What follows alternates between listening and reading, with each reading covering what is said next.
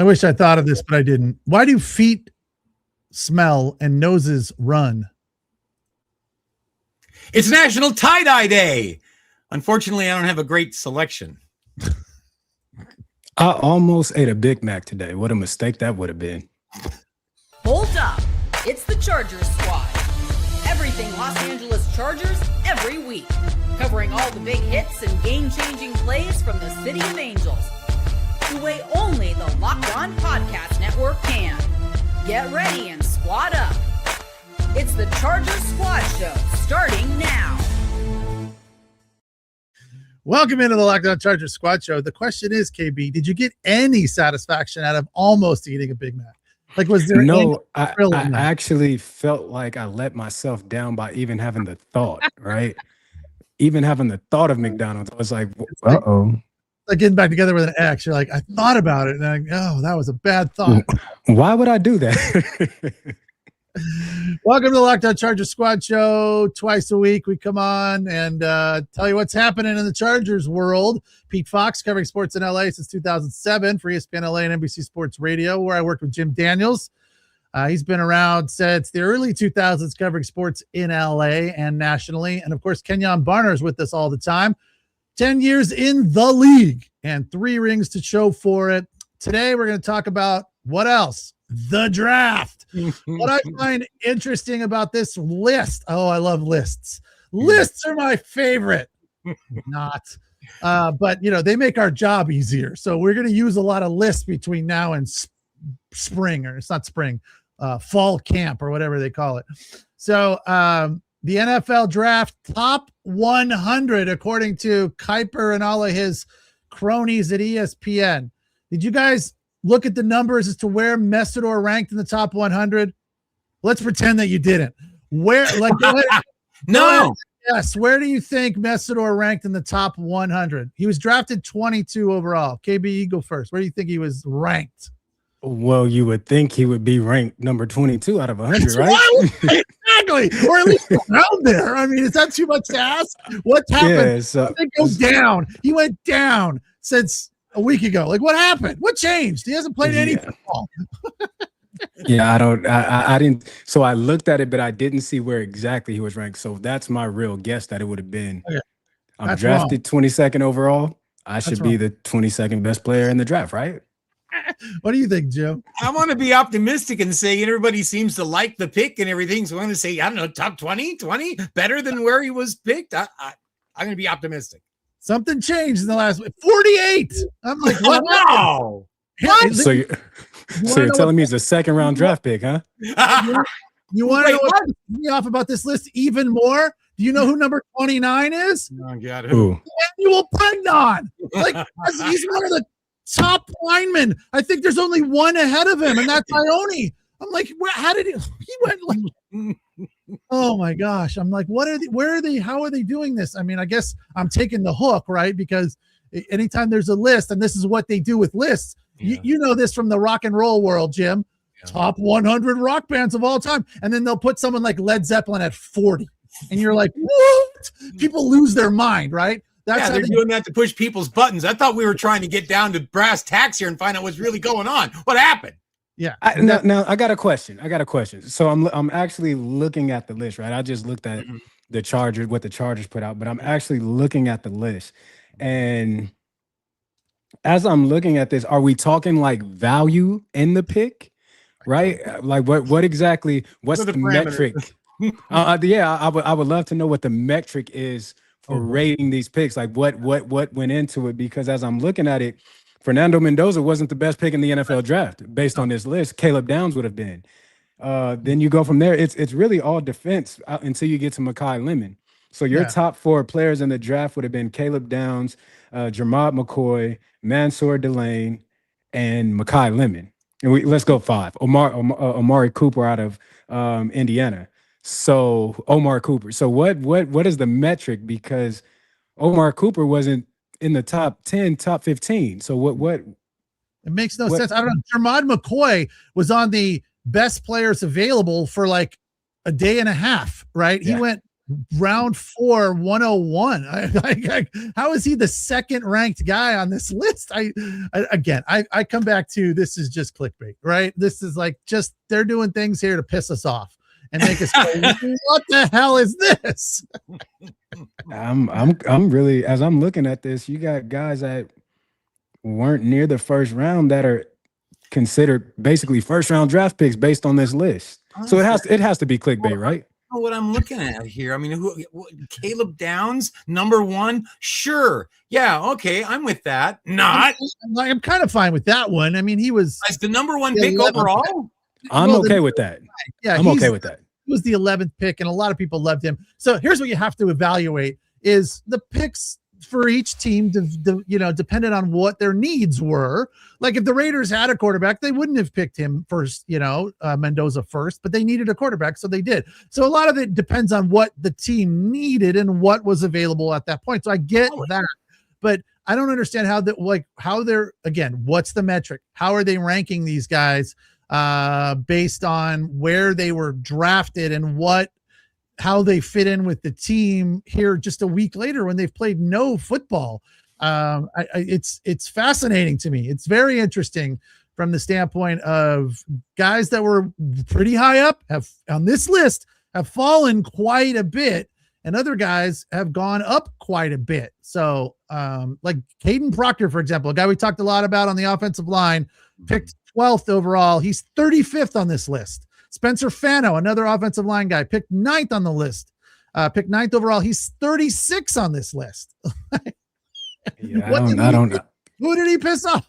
I'm not understanding it. I'm really not.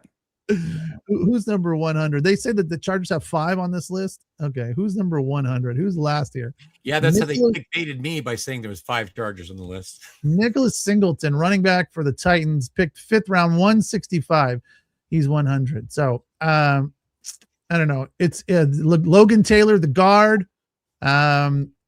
Is he the one from Memphis, the big guy? Round 6, pick 202. They have him at 95. A lot of people like him. That's kind of a steal for the Chargers. I'm on board with that. That kind of makes sense to me a little bit. Genesis Smith, pick 131. They have him at 82, the safety for the Chargers. So Brennan Thompson at 60. Yeah, that's the guy that's getting the hype right now. People are all in love with him. And here's why. Because of Mike McDaniel. They're like, is there a better guy to put in the Mike McDaniel offensive system than that dude? And I'm like, that's a good point. Can't argue that, right? No. So he's going to fit right in. Because he has the one thing that you can't teach, right? 4.2 speed. You can't teach that. You can't coach that. And so when you look at what Mike McDaniels had at his controls in Miami, you had Waddle and you had Tyreek Hill, 2 of the faster dudes, Tyreek Hill being probably top 3 fastest dudes in all of the NFL. And then Waddle's not far behind him. So he had a luxury of speed at the receiver spot. So this fits the mold of what Mike McDaniels wants at the receiver spot, right? Yeah, without a doubt. So pretty interesting. I think he's his guy, man. He's gone. Here's the question though. When does he get to play, KB? How long does it take that guy to get in there? Is it right away, or it kind of depending on what happens in preseason? I think I think there's a couple of things. I think the main thing is dependent upon how fast he picks up the playbook. Right. If he can learn the playbook and he can execute the playbook and not have a bunch of missed assignments, I think he could actually see some field. Now, who is he playing over, right? Who is he going to play in place of? Is he going to? You got Quentin, you got Trey, you got Ladd, you have these guys. Who is he going to step in and play in place of? So I'm sure maybe he has a package, right? And if I have a guy that runs 4.2, I'm probably going to have a package for him. Whether he picks up the offense or not, I want speed on the field. Speed kills, right? So just to scare people with. If you 1,000%. 1,000%. Just let him out there and sprint past a safety or a corner or two and let them see that and put that in their head. And, you don't ever have to actually go to him or not, but you put that in their head that he's out there and it's like, boy, don't stumble. Yeah. Put the fear of a deep threat, right? That makes your safeties back up. Okay, he has 4.2 speed. Maybe I can't play at 12 yards deep anymore. Maybe I got to back up to 15. Maybe I got to back up if I'm not a faster safety. Now I got to play with my depth.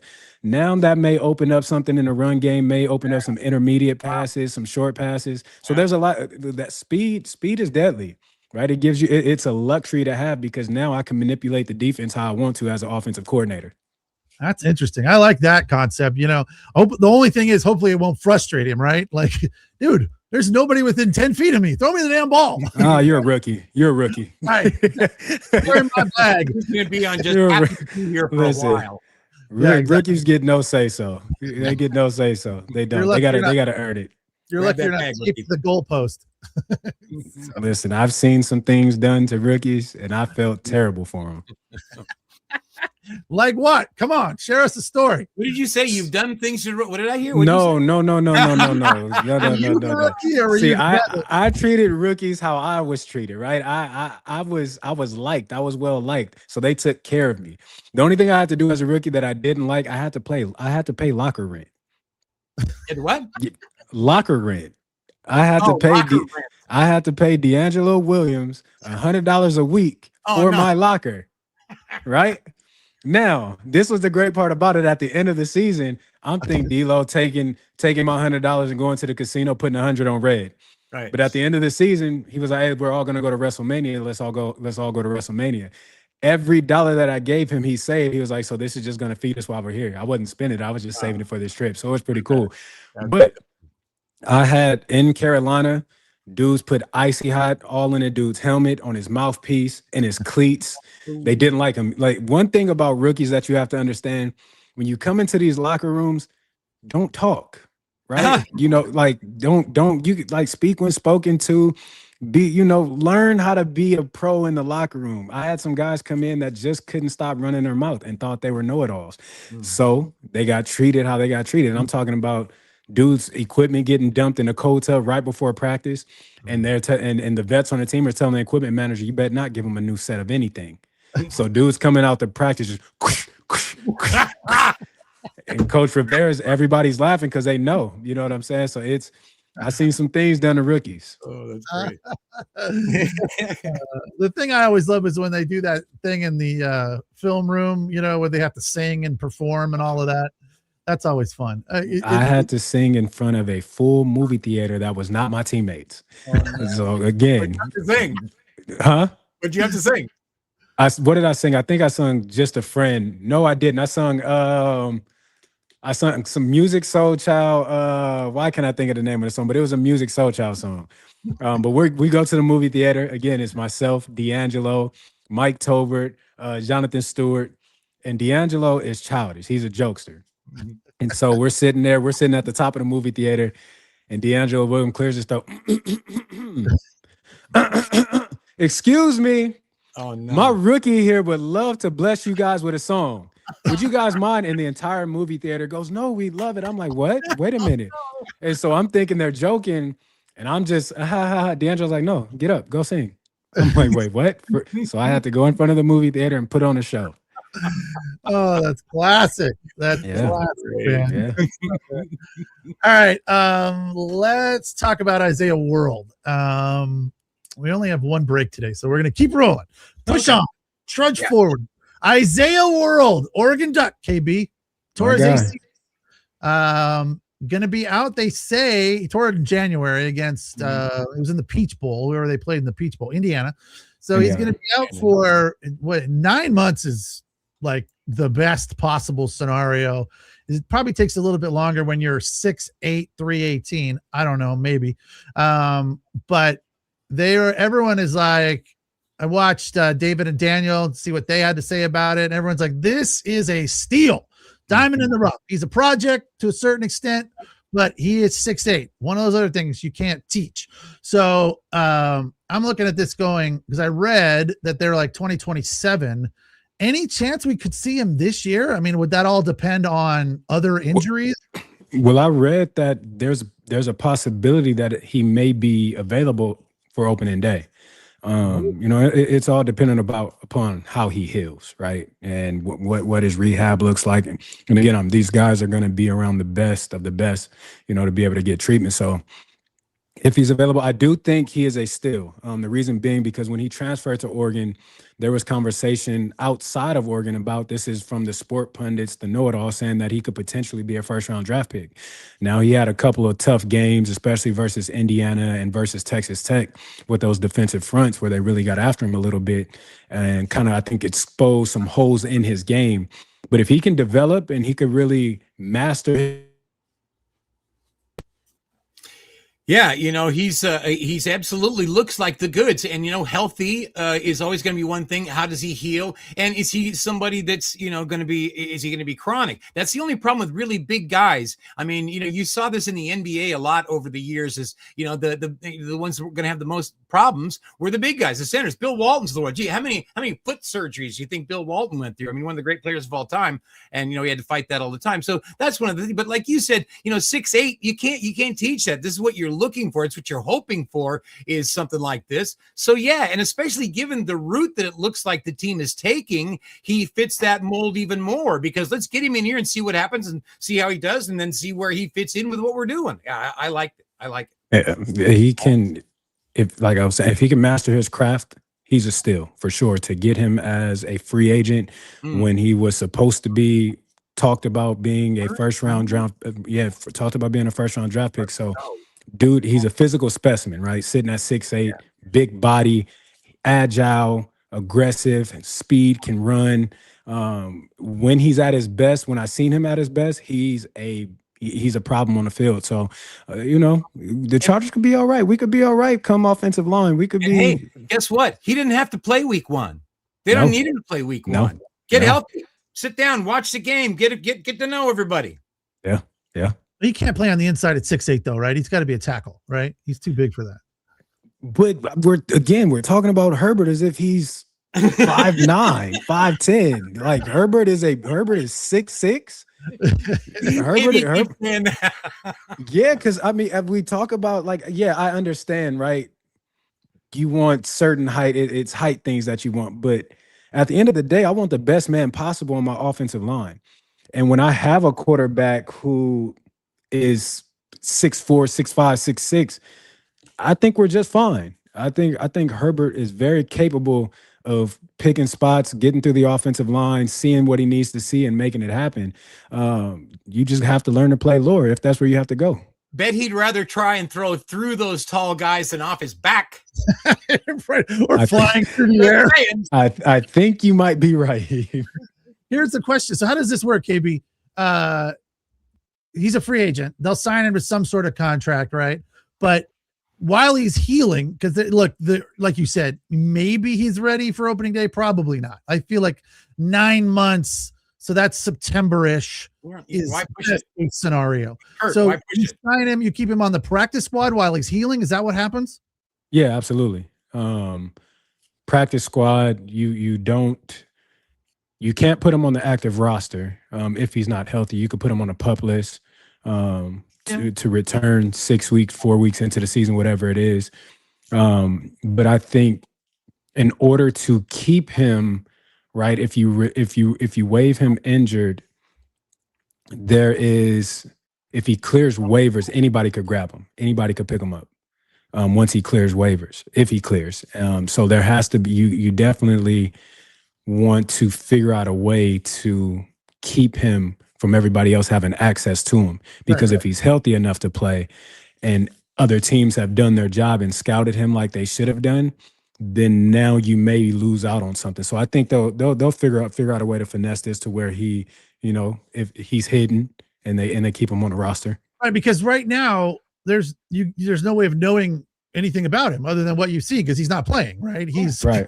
Yeah, he can look at the playbook and go, okay, it makes sense to me or whatever. I don't know. I mean, there's not much he can do as far as development. You're just hoping that there's something there. So they have to keep him around to see what he can do, right? Yeah. The project is not going to start for a while, right? Yeah.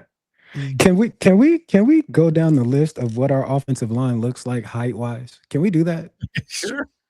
Do whatever we want. And again, I don't.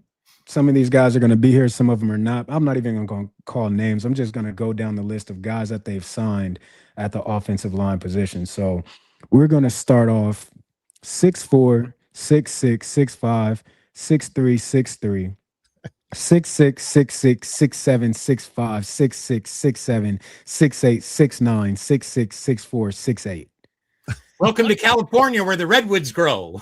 Right, and again, we talk about Herbert. Herbert's 6'6".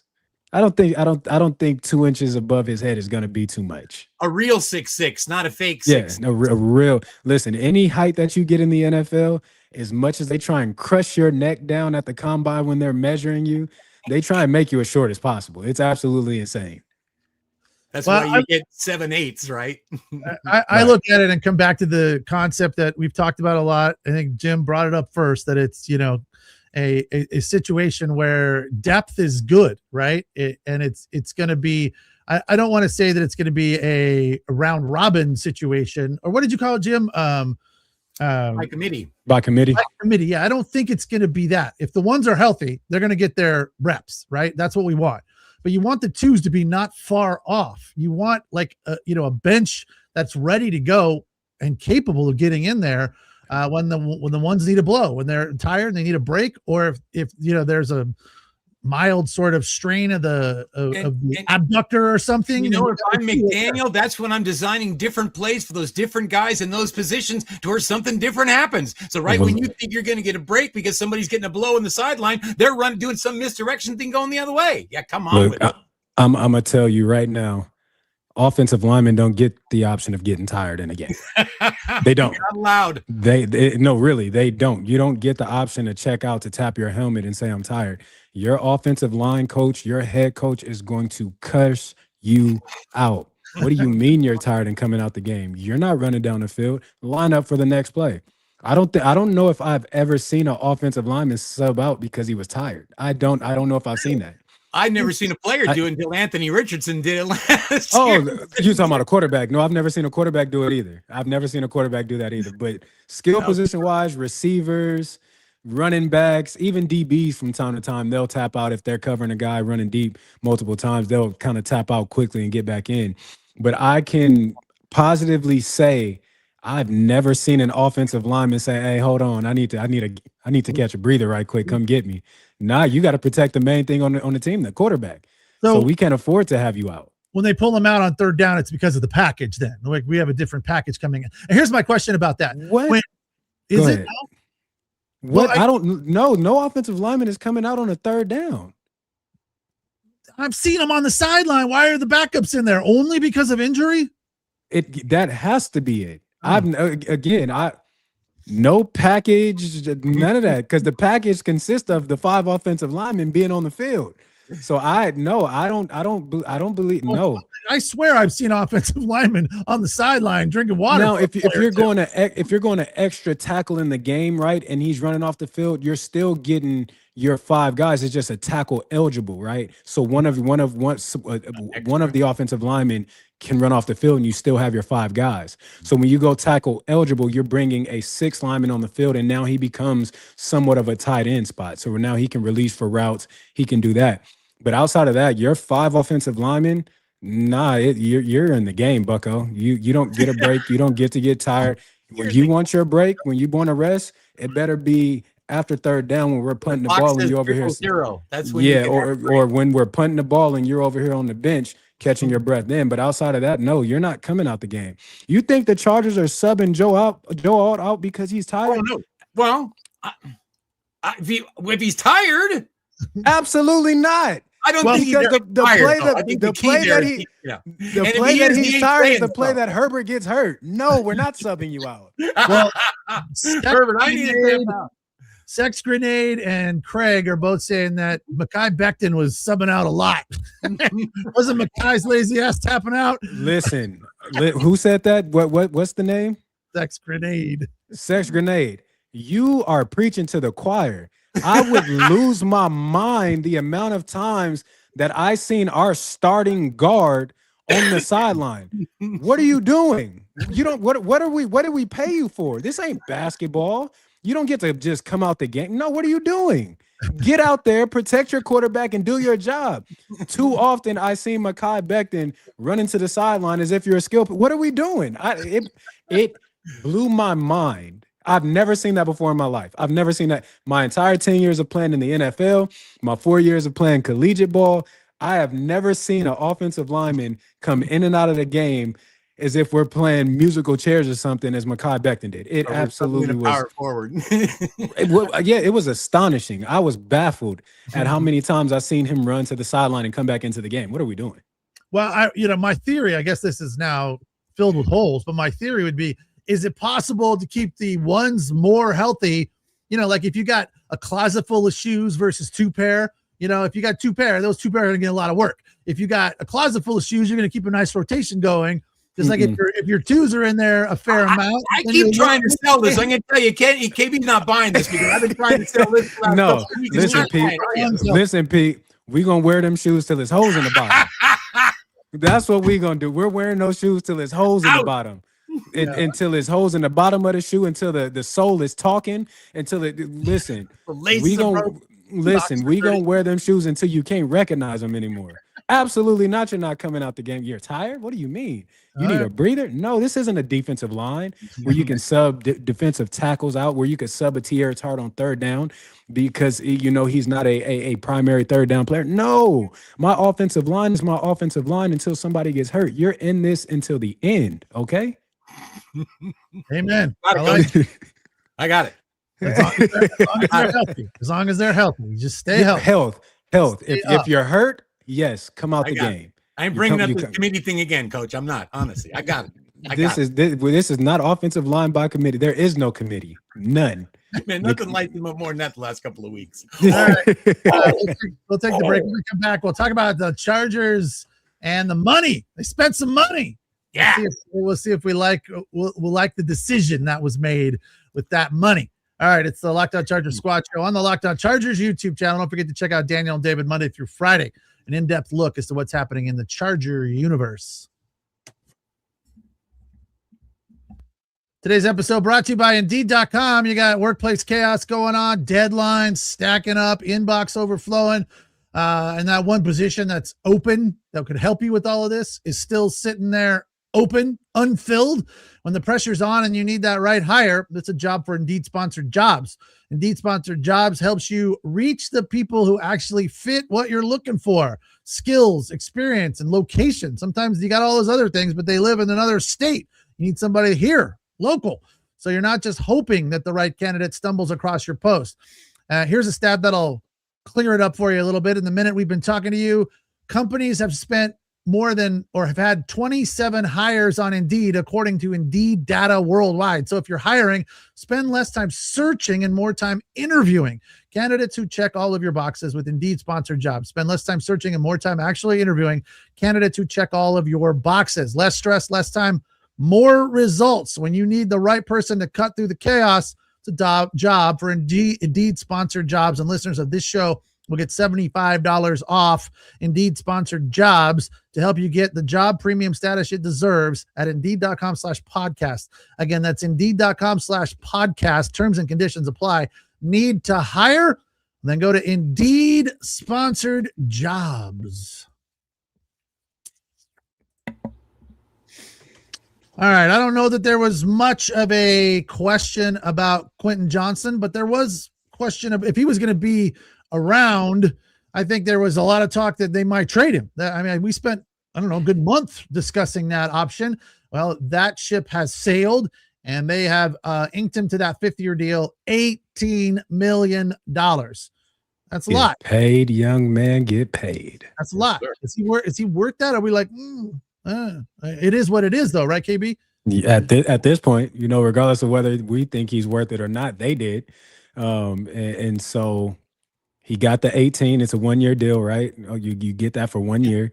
And then next year, you come back, you reevaluate and make a decision on what you want to do. If you want to sign him, if you want to franchise tag him, if you want, you got to figure it out.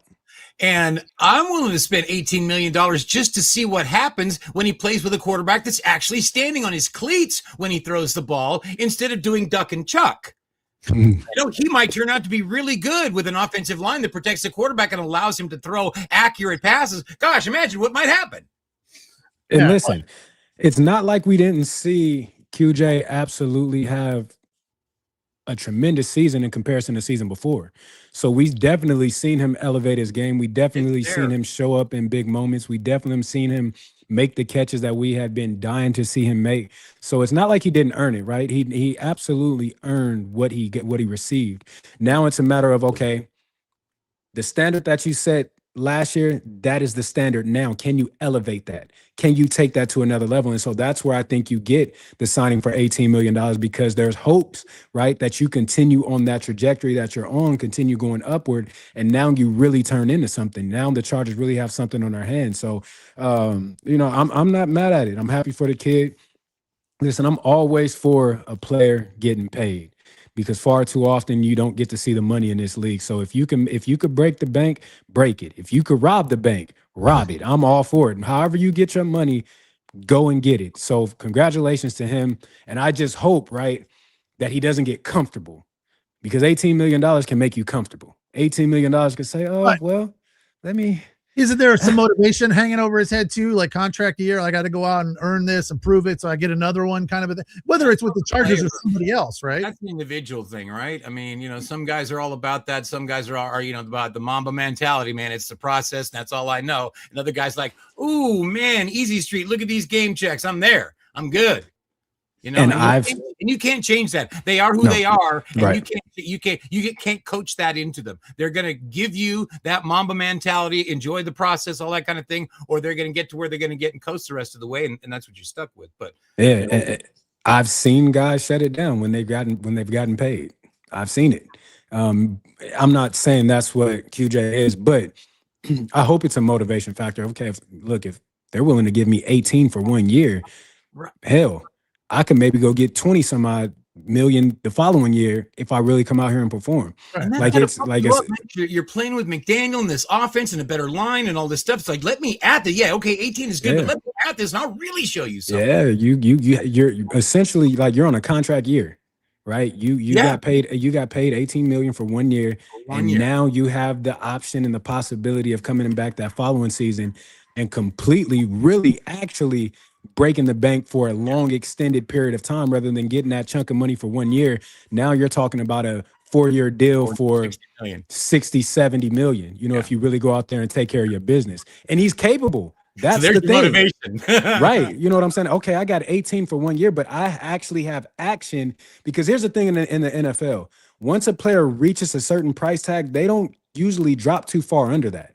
Right. It's typically only up from that. So if you're valued at 18 million, the sky is the limit for you, son. So I hope you're motivated. I hope you're biting at the bit to really get out there, get on the field and really show what you can do and really become the guy for this team. Fight lad for being a household name in the Chargers organization, really become that franchise player. So, and look who you get to show with. I mean, you could be in Cleveland. You could be trying to make your bones, trying to impress people in Cleveland where you don't even know who's going to be throwing you the ball. 1,000%. Opportunity with a great big O. Yeah. It's so, again, $18 million will motivate me. It'll motivate me knowing, again, that really this could be looked at as chump change in comparison to what he could get on his next deal. Yep. Because let's be real about it. His signing bonus on his next contract will be more than $18 potentially. KB, Jay Moss has a question. Could they transition Quentin to tight end since the position is thin, the market is dry? I mean, I don't know. What's wrong with Aronde Gadsden? You don't like him? The only thing I'm afraid to use the word package here, but you know, as long as the linemen are in there, can we have a package with QJ, you know, playing a little bit closer to the line potentially with Gadsden on the other side? Definitely not attached. Oh, right. But yeah, we're definitely not putting him in the 3-point stands. I don't know. Can he? I know he can stretch the field, but can he block? I don't know. Listen, if I'm Omarion Hampton and I see Quinton Johnston attached to the offensive line being my lead blocker, we're calling a timeout. Yeah. We're calling a timeout. Somebody's not lined up correctly. Something is off here. Get him out of here. 3 points. It's like, whoa. Yeah, you know, I understand motioning down, right, and getting into alignment to where you could get up through the line of scrimmage, get up to the back, or get up to the a secondary defender. I understand that, right? But you mean to tell me I want to be attached to my tackle going at this defensive end who's 290 and I could potentially be on an island with him, the play's dead. No, timeout. Get somebody here that has the body type for that position and that can get that job done. So no, I got something in my eye. Absolutely. Change the play. Audible. So no, I don't think not to minimize your comment because it's a legit question, but I don't think there's ever a moment in time or ever a possibility where we're seeing Quinton Johnston line up at tight end attached to the line of scrimmage. Now, to what Pete said, maybe you have certain packages, right, where if Quentin is the biggest man on the field and you have Trey, if you have Brennan, you have Ladd, and you throw Quentin in there, then you have your four receivers out there, then Quentin could play the wide position. But that wide position, again, wouldn't be attached to the line of scrimmage. It would be some formation to where you could get a 3-by-1 where he's the single guy or, some sort of alignment like that. But I don't think there's ever a time where we will see Quinton Johnston with his hand in the ground trying to block TJ Watt. Nah, we don't want to see that. That's Charlie Kolar's job. But I got chills just thinking about empty set, 5 wide. Get out there. Get it done. Yeah, baby. I'm liking that, the way that sounds. I don't. Unless the running back is part of that package. Sorry. I hated 5 wide. I hated it. Nothing about you, right? Huh? You off the field, right? What do you mean you're taking us off the field? That's a play I don't get player performance. What do you mean 5 wide? Stand on the sideline. Yeah, we watching. No, we want to play. Nothing personal, KB. And that's what they used to say, and we took it personal. Before you move on, you returned a lot. What do you think what they've done with the kickoff thing? Is that better or worse than the original kickoff, the way it used to be to what we do now? What do you think? I like the original kickoff return. Everybody I am. I think you take an aspect of the game, and we may have mentioned this when it was me and Pete, but I think you are trying to slowly but surely eliminate an aspect of the game that's meant to change the game. That's meant to be a game-breaking phase of the game where returners and that return unit can absolutely shift the momentum of a game in the kick of a ball. Mm-hmm. And once you start to eliminate that field to where now you're starting guys close and you can't go into the ball is kicked. And now we got all these one-on-one blocks and I can't have a wedge. And pretty soon I'm not going to be able to have a double team. Now you're eliminating the phase of the game that brings excitement, changes the momentum of a game, and it eventually could change the outcome of a game. Well, think about how many games were changed, on offense or defense by either team by a turnover on a kickoff. Wow, in NFL history, that number's got to be large. Yeah, absolutely. But you think about the returners that we've been able to watch as we've grown. Cordell Patterson, always throw him in there. Dante Hall, Devin Hester. Imagine taking away the kick return when those guys taking that away from the game when those guys were playing. You miss out on guys that absolutely electrified the world on special teams. And I think that part of the game is hurting because of how they're changing the game. And the name of the game is dislodge the ball from the ball carrier. And what better time to do that than on kickoff? Yeah, I agree. I think they got it wrong too, but just curious. Hugo, I'm doing great, brother. How are you, man? Hope all is well. Here is Field Yates' review of Brennan Thompson. He says, if I could have picked an offensive coordinator for Thompson to begin his career with, Mike McDaniel would have topped the list, the fastest player, etc. Thompson is a stick of dynamite in the passing game. Los Angeles will have to be careful as he will also be the lightest at the combine, but he changes the dimensions in offense. This is exactly what you said, KB. Changes the dimensions of an offense by forcing safeties to play way deep in coverage. Thompson's reaction to being picked by the Chargers. I'm so excited. I think it's a perfect fit. I think the fan base and this team got exactly what they need, and I'm excited to get in with McDaniel and get to work. That's cool to hear, right? That he's fired up about it, and it feels like there's cohesion. Mm-hmm. These guys are on the same page, and they're excited to get to work together. And I'm sure he's not the only one. I'm sure there's a lot of people that feel that way from Justin Herbert on down. They're like, let's get to work now. We don't have to wait till July or August or whatever. Let's get out there right now and start running some patterns. Who doesn't like 4-2? well, they're working now. OSPs, OTAs, that's all started up.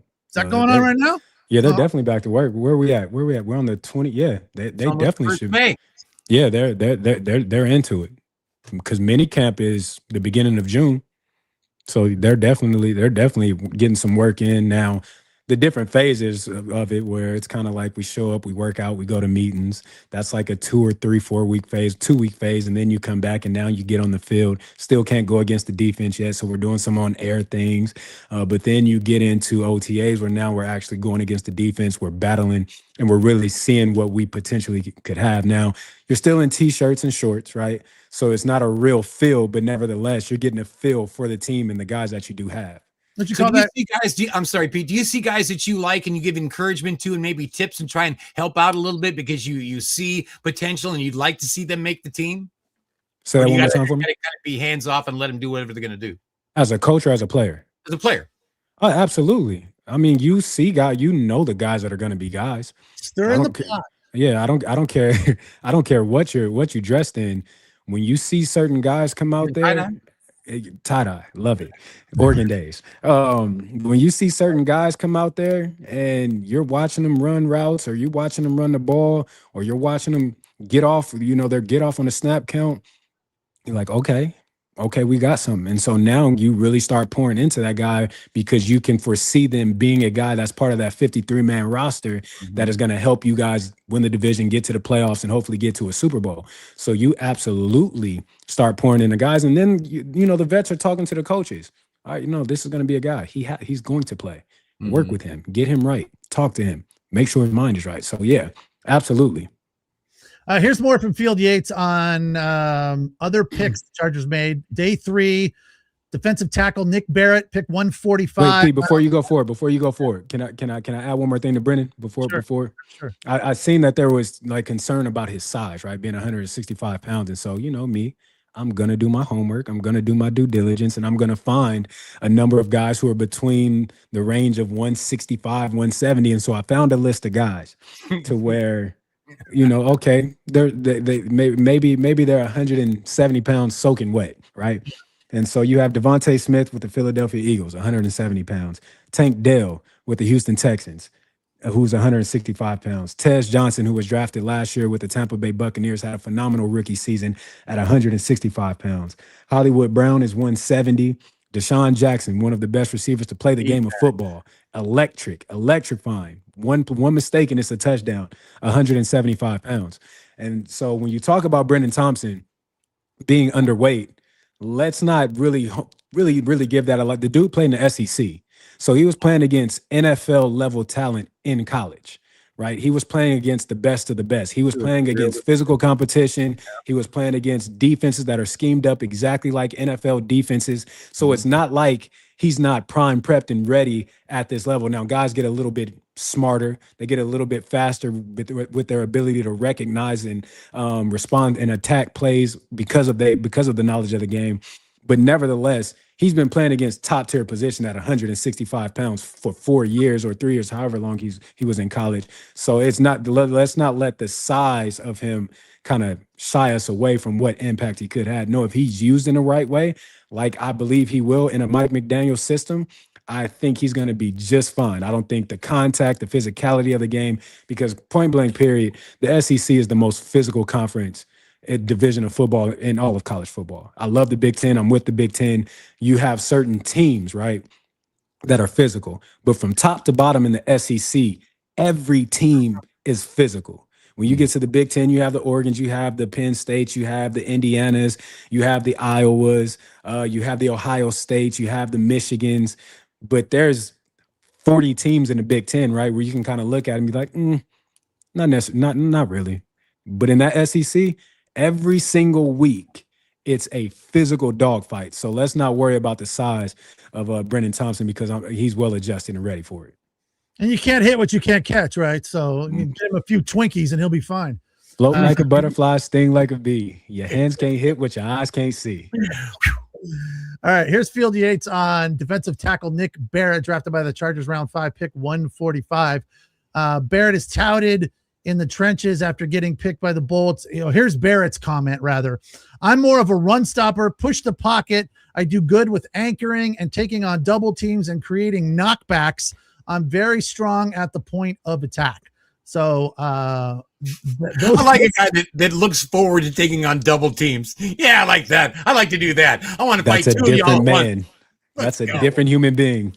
He's massive, plays with a strong base, and eats up blockers in ways that free up linebackers to roam and hit.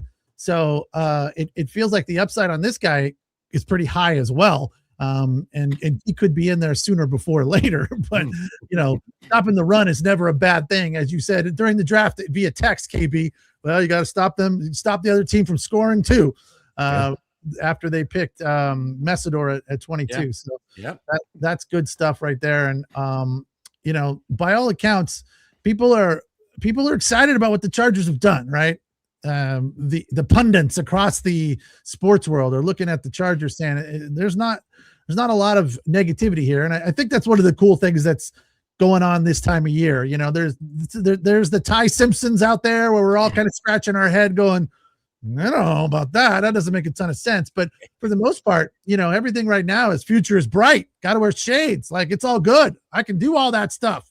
Yeah. Let me get me in there and let me show you what I'm made of. And I feel like that's an exciting, good spot to be in. And when you've got flashy things like Brennan Thompson, it's like, I'm on board. I will push my chips to the center and see what he's got and ride with him, right? And we were all screaming and pounding our fists, trenches, trenches, trenches, trenches, trenches. And they did that. They gave it to us. They went out and got that. And then they went and got you the fastest guy in the whole damn combine. Let's go. Listen, you got to love a Ferrari. You got to love a Porsche, right? You got to love that. But when it's time to do that heavy lifting and that heavy pulling, I need to go ahead and get that dually. I need to pull that dually out. And that's exactly what they did, both on the offensive side of the ball and the defensive side of the ball. They went and got guys. They went and got guys that are capable of playing multiple positions along their unit. From on the offensive side, they can go guard, tackle. You got some guys that can go from center to guard. So you have a plethora of positions and value in guys that can do more than one just thing. And then to Barrett for a quick second, we talked about being able to pair somebody with Tierra Tart, right? And you talk about the mentality that this kid is already showing him through what he's saying. Now, it's one thing to say it, it's another thing to go out there and do it, especially at the NFL level. So if his action, if his play can match his talk and his belief in himself, you got a guy talking about, I want to take on double teams. I've heard no one ever say that. No one. I've never heard somebody say that. So to have a guy like that says a lot. Yeah, I like when they double team me. That's right. Fun. That sounds absolutely insane, but his mindset, the mentality is right. And so it appears to be, from a mental standpoint, you have somebody there that you can pair with Tierra Tart and really wreak some havoc. And now you talk about by committee. Now this is where we get into that by committee, because you got to think about it. We didn't get the opportunity to see a lot of their pick last year, and Jamari Caldwell, who is a mound of a man sitting at 6'1", 340 pounds. You know what I'm saying? So we're set up nice. We're set up nice. To set up. Time will tell. You still got to get out there and play the game, right? You still got to mesh. You still got to get cohesive as a unit, get cohesive as a team. But from what they did and where we're sitting at, it's not looking too shabby. People are looking at comps to Brennan Thompson. Craig says James Jett. Somebody brought up your man Darren Sproles, who we all know. You played with him in Philly, I believe, right? My guy. Now, are we talking about just from a return standpoint? No, just I guess as a player, size-wise, toughness. But Sproles is a beast. I mean, like, he says 187 when drafted. How big was Sproles? Is he 5'8"-ish? No. Not even. And look, I don't want my dog to hear this, because that's Sproles is really my brother, really my guy. But Sproles is about 5'6". He ain't no 5'8". Sproles about 5. Look, stop laughing that hard, Pete. Somebody gonna clip this and send it to him. I used to bother Sproles all the time, but bro, you little. You're about, all right now, KB. All right. Put you in my pocket. Yeah, like my dog's nickname was Mighty Mouse, right? Hated it when you called him that, but that was his nickname. But he was mighty. He was small but mighty. And so when you talk about that comparison, in what way are we talking? Because again, if you're talking Brennan Thompson, that's at the receiver spot. You got Sproles as a running back.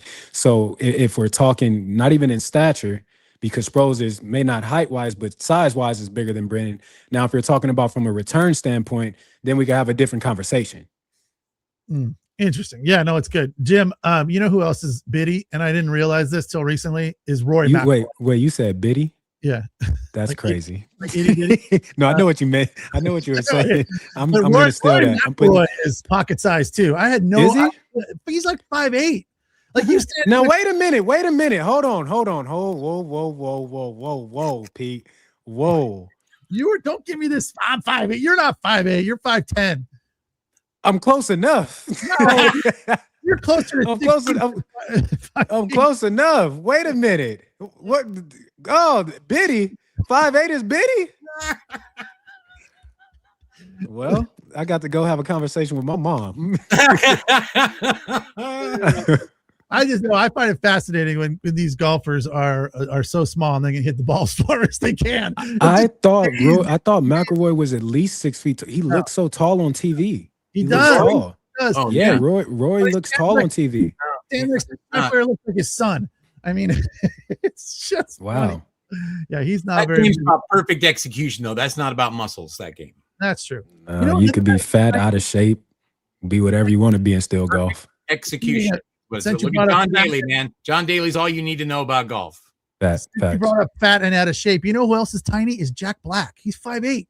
Really? Yes. And Jack Black, it got to be camera angles. They working that camera well.